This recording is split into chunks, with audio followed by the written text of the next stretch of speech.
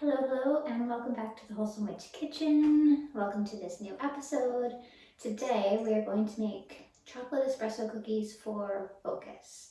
So springtime often brings with it new goals, new intentions, lots of changes, elevated energies. So these can help us keep our focus. We know coffee is good for clarity, focus, energy, all these things. The ingredients in the cookies really work well together for this specific intention. So we have coffee for clarity, focus, energy. We have chocolate for grounding and prosperity. We have vanilla for beauty and passion. Tahini in there for abundance. So I'll just talk a bit about some additional elements we might want in our space, and then I will go through our ingredients and we will get baking. Herbs or incense we might want to use for this kind of purpose. So focus, clear, open mind. Sandalwood is really good. Peppermint, I'm going to mention peppermint probably here on a lot because I use it all the time. Rosemary is also really good. So those are three you could consider. For stones, clear quartz is great for clarity. Lapis is really good, or labradorite is another good one if we want to kind of keep our mind in the right space. Color-wise, white, clear quartz and white, they often are paired together and they can stand in for any other color as well. But really good for focus. And then red, of course, we could use red for drive and passion, to keep us focused on our goal, on our intention that these cookies are meant to help progress. Don't let the number of ingredients scare you. They're all pretty handy, regular stuff, flour, sugar, oil. And like I said, it comes together really quickly, all in one bowl. So let's go through the ingredients and then we'll get started baking. All right, so let's take a look at what goes into these chocolate espresso cookies for focus. I have some of my ingredients prepped already just to save time as we go through the video, but we'll start over on this side. So I have cocoa powder, I have cacao powder. Cocoa powder would also work. Brown sugar, egg replacer, you could also use a flax egg, whatever you have on hand. Flax egg, if I didn't mention it before, 1 tablespoon flaxseed, 3 tablespoons water. Mix it together before you start putting everything else together so that it has some time to sit and thicken up. And then you add it in just as you would add an egg. What else we have? Maple syrup. I have good organic Canadian maple syrup, of course.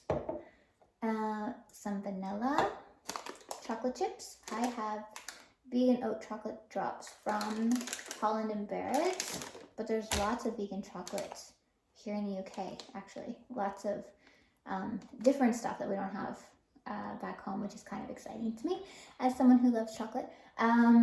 We have oil, so any neutral oil will do. Today I have the coconut MCT oil, it's just what I have on hand, but anything that doesn't have a strong flavor.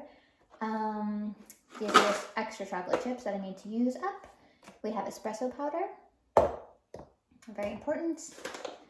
Flour, so I'm using white spelt flour today. You can use whole spelt, you can use all-purpose, whole wheat, gluten-free 1-to-1 flour.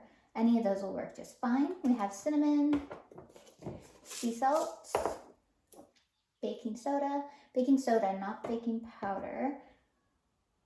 Oh, I just keep my sugar in here. It says coffee, but it's actually sugar. But I already showed you the sugar, brown sugar. The cacao powder, which I already showed you, egg replacer, and some tahini. The tahini, if you don't like the nutty flavor of tahini, you can just use extra oil. But I really like the flavor the tahini gives the cookies and also the texture. It helps make them nice and moist and chewy, which is something I enjoy in my cookies. So that's everything. It's actually not that much, but like I said, it all comes together in one bowl, and then we will scoop them up and get them in the oven. Let's start mixing.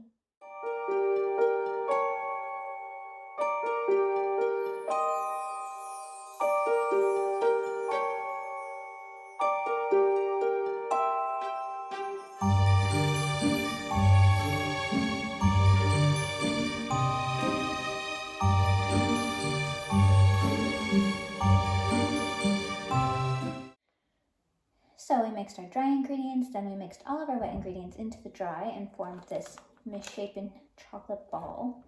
Now we're going to add our chocolate chips.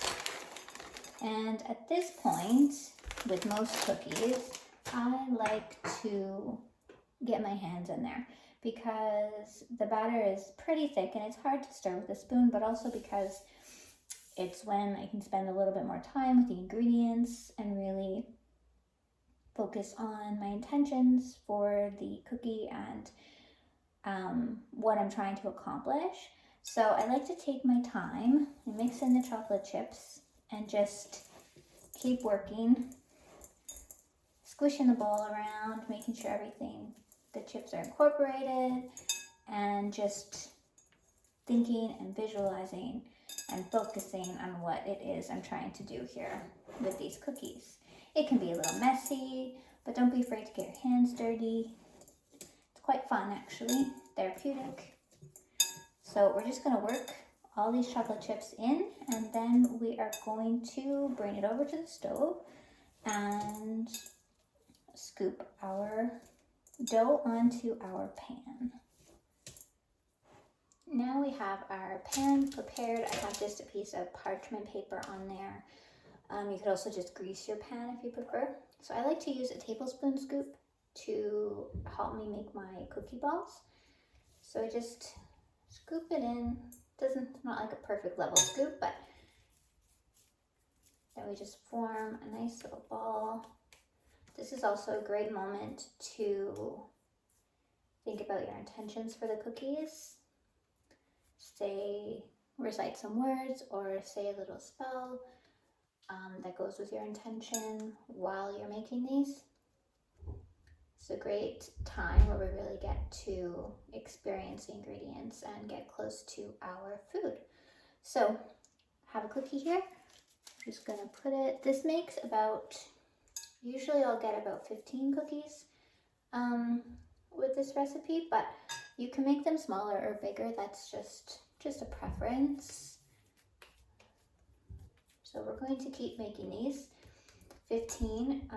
We will preheat our ovens to 350, 180 if you have a fan oven. I bake them at 180, and we will bake them for 10 minutes, approximately 10 minutes. All ovens are a little bit different.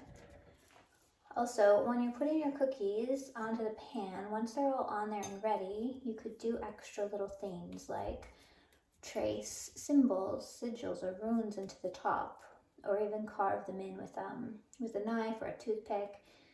Just extra little things that will make the experience more powerful for you, more special for you. Do whatever feels right. You could also, while you're reciting a spell or some words, once all your cookies are on the pan, you could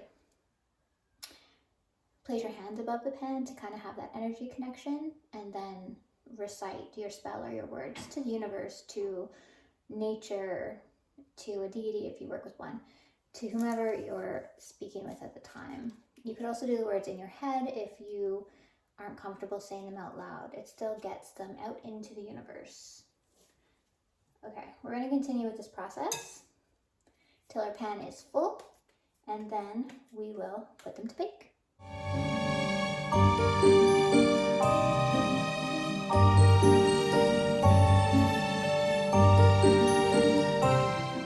Okay, so our cookies are ready for the oven. Don't worry if they're not perfectly round or exactly the same size. They don't have to be. I like them a little bit organic. They don't expand very much, so you don't need that much space in between. They do puff up a bit during the cooking. Okay, so we're going to put them to bake for 10 minutes. Make sure you have preheated your oven. Let's go.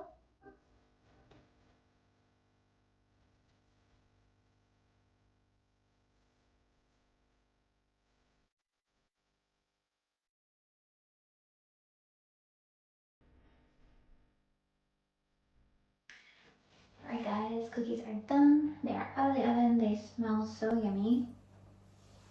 You'll smell them when you make them. They smell delicious. So now we have to wait just a couple minutes for them to cool down before we can try one. But let's give them 5 minutes and then we can put them on our cooling rack.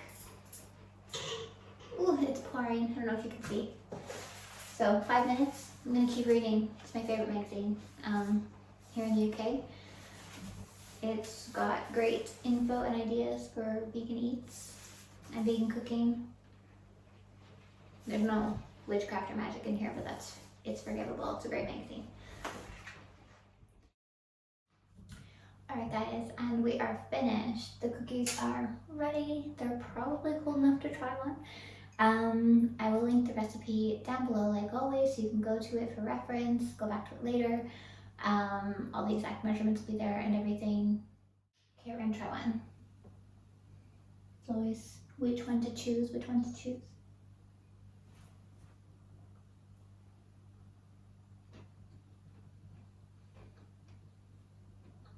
So good. So good. I can't wait for you to try them. If you enjoyed the video, don't forget to like and subscribe down below. Thanks guys. See you next time.